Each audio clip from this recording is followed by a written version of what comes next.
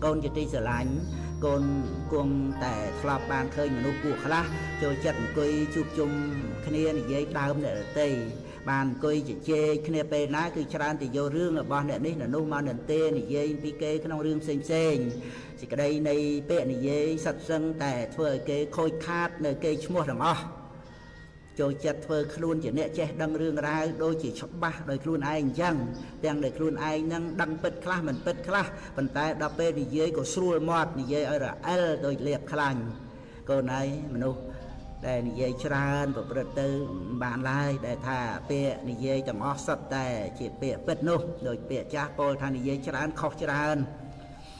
នេះក៏ពោលចំពោះមនុស្សដែលមិនបានទូលមានខ្លួនមនុស្សប្រភេទនេះកូនកុំយកតម្រាប់តាមឡើយ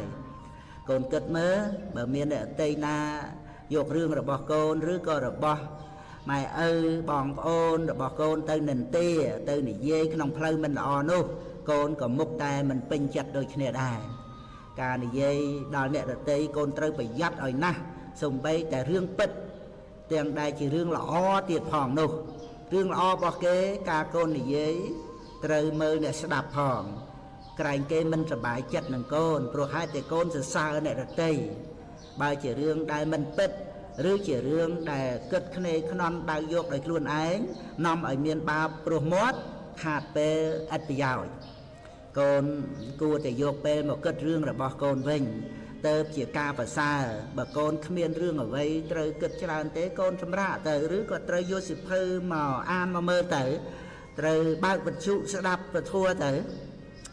វាល្អជាងព្រោះវាមិនកើតទោសអំពីមាត់និង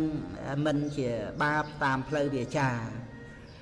ពាក្យសម្ដីអាក្រក់របស់អ្នករតីសំបីចំពោះមករកកូនក៏កូនកុំយកចិត្តទុកដាក់ឲ្យសៅមងចិត្តឡើយបើគេជុំគ្នានិយាយនន្ទាពីអ្នករតីនិយាយដើមអាក្រក់រឿងអ្វីក៏ជារឿងរបស់គេកូនត្រូវគិតពិចារណាពីខ្លួនឯងវិញអ្វីដែលកូនត្រូវធ្វើអ្វីដែលកូនមិនត្រូវធ្វើនិងអ្វីដែលត្រូវធ្វើមុនអ្វីដែលត្រូវធ្វើក្រោយនេះទៅល្អយកល្អមែនទែនកូនត្រូវដើរចេញពីវងមនុស្សបែបនោះកូនត្រូវចាំពាក្យខាងក្រោមនេះ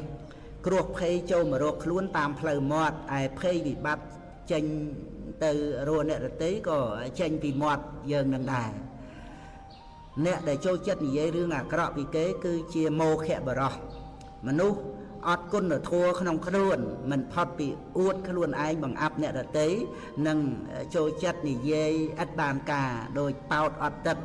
នៅពេលដែលគេរែកច្រើនតែលឺរងរាងដូចឆ្នោះឯង